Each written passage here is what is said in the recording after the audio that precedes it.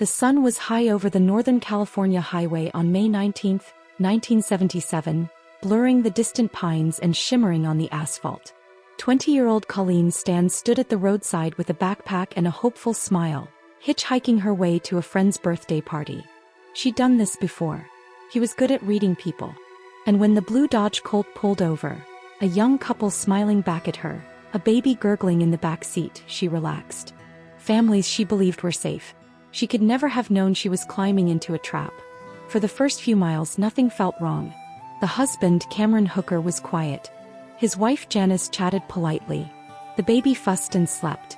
Everything ordinary, everything harmless. But then Cameron turned off the main road. The air in the car tightened.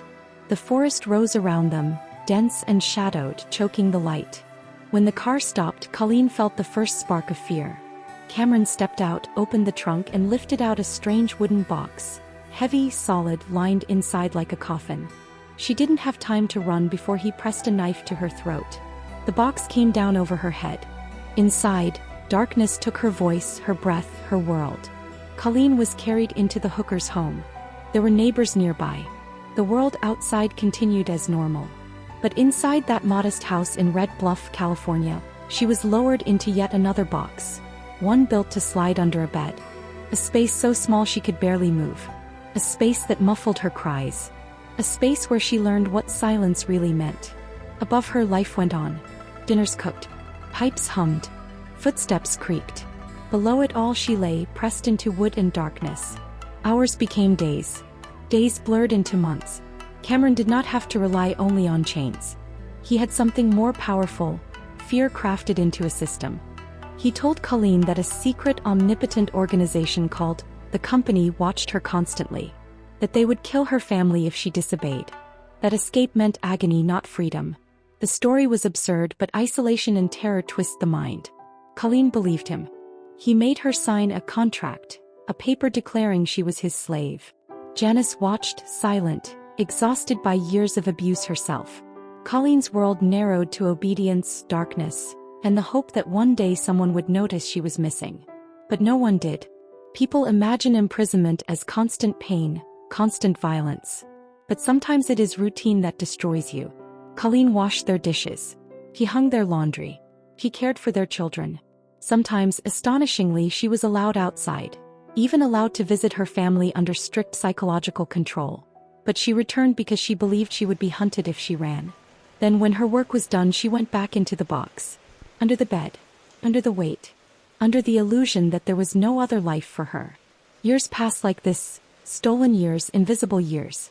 Janice, the wife, had lived under Cameron's control far longer than Colleen.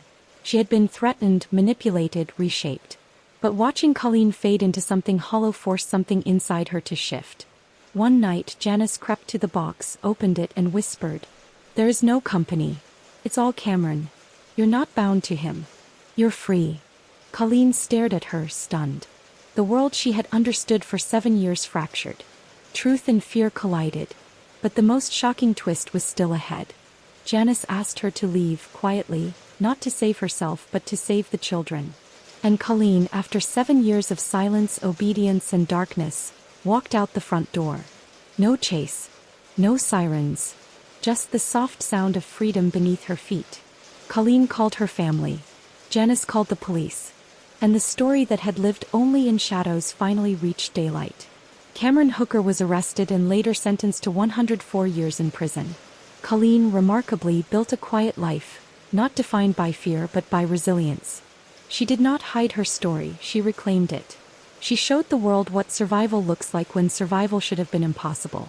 True crime often centers on the criminal. But this story belongs to the survivor. A young woman taken into darkness. A mother who chose courage over fear. A mind that endured unimaginable control, and still found its way back to itself. The Girl in the Box is not a tale of captivity. It is a tale of endurance, manipulation, psychological horror, and the astonishing strength of a woman who refused to remain forgotten beneath a bed in a small California house.